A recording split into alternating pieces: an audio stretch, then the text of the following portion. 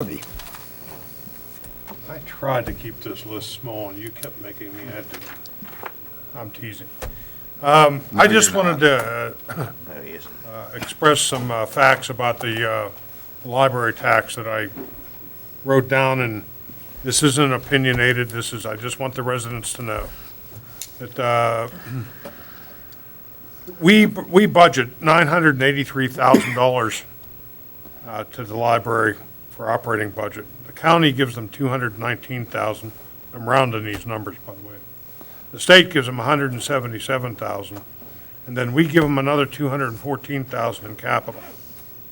So that equals $1,595,000 each year that's provided to the library. And I'm not speaking for or against this tax. I'm telling you what's fact here. That the tax, of course, would give them another $1 million on top of that, or approximately. If that tax would pass, that would put Monroeville over another 19 communities in Allegheny County, total taxes, taking us to 5 mil. For example, Mount Lebanon right now is at 4.51. We're at 4.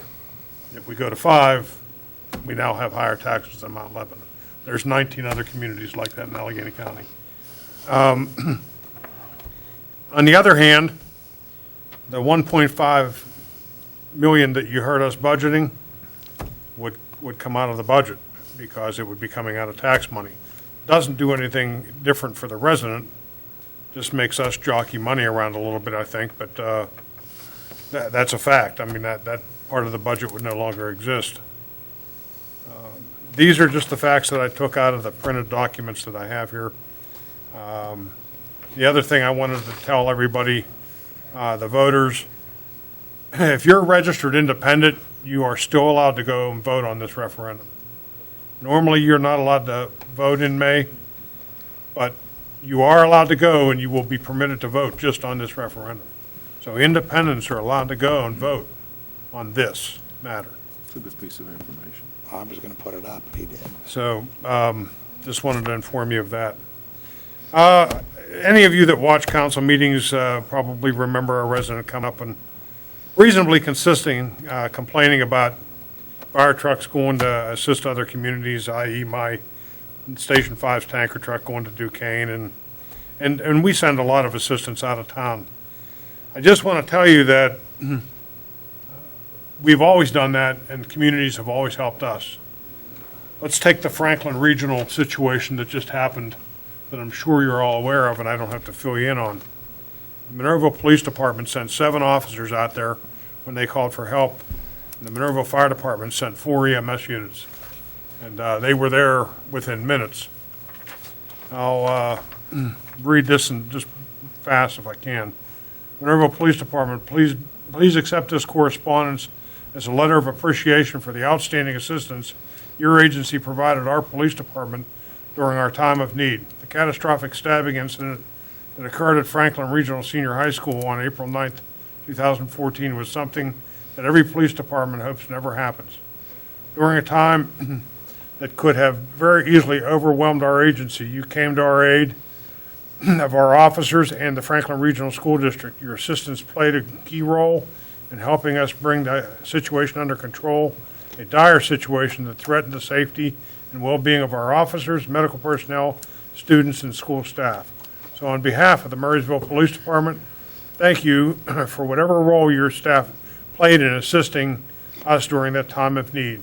If you can ever be helped or assisted, if we can ever be of assistance to you, please feel free to contact me. Anything you need from our officers, just ask. Chief Thomas Seafield, Murraysville Police Department. The fire department's provided the same thing. So I don't get the complaint about selective assistance. I'll leave it go at that.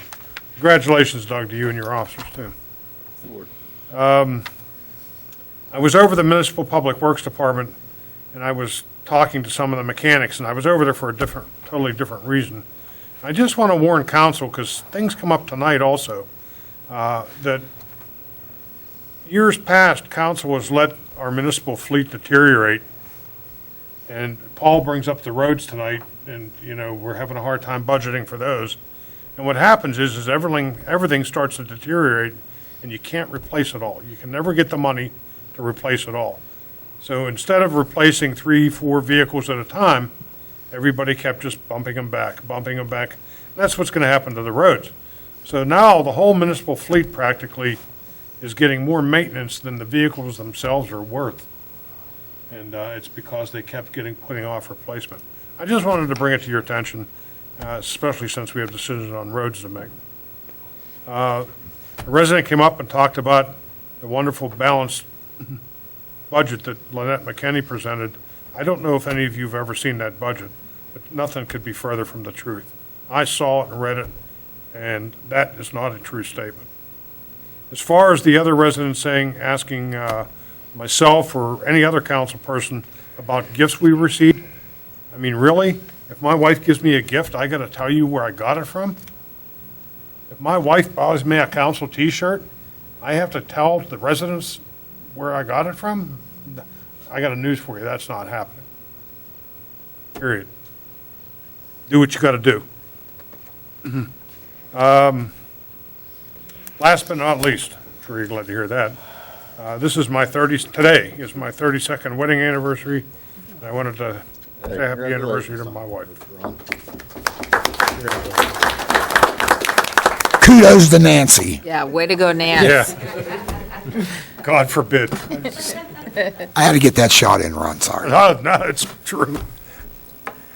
Thank you. Doc. Oh, yes, it was mentioned earlier that I see patients that are people that work at the municipality. That is true. That is true. In real life, outside of council here, I am a chiropractor here in Monroeville, and I'm very proud of that. I am blessed with a fantastic staff that really helped me provide good care, and I'm definitely I couldn't ask for a better person to work with is Dr. Morganti. I feel we do a pretty good job here in Monroeville. The way a small business works or builds, particularly in healthcare, is by referral. Both referral from other healthcare providers, but mostly internal referral from patients.